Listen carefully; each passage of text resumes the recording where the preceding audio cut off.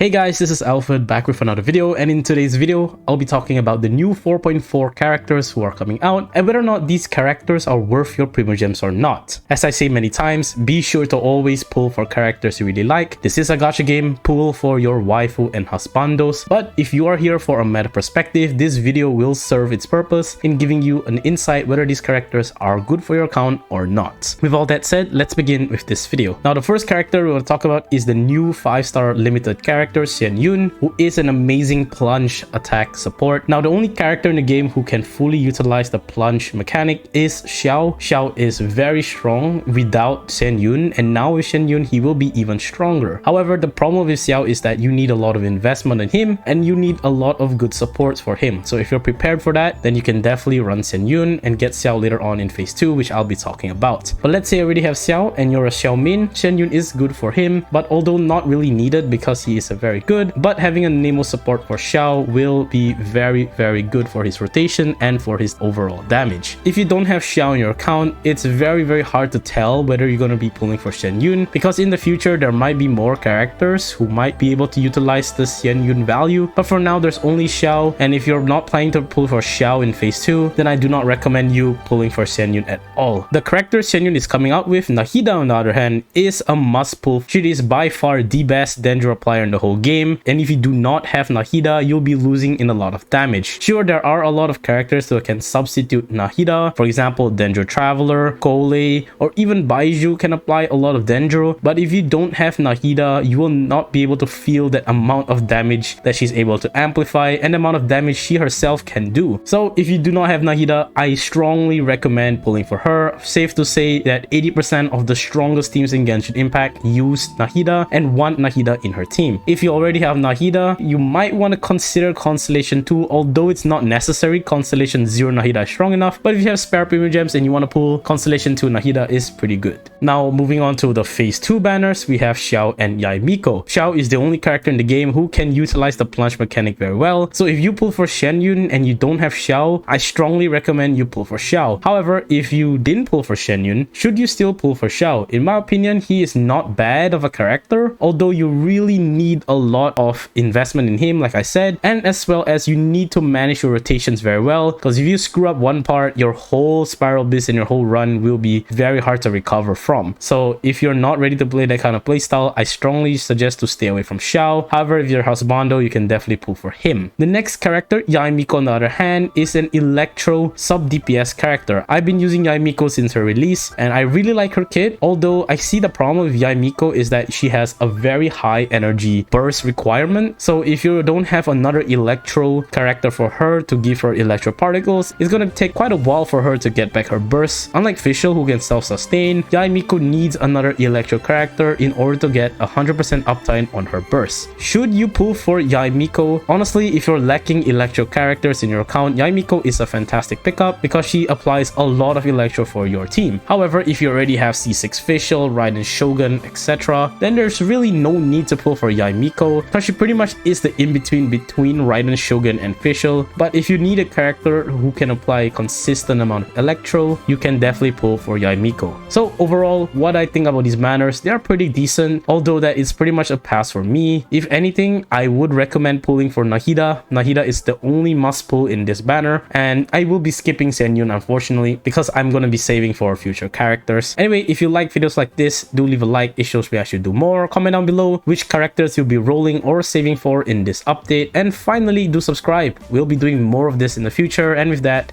I will see you guys next time. Peace.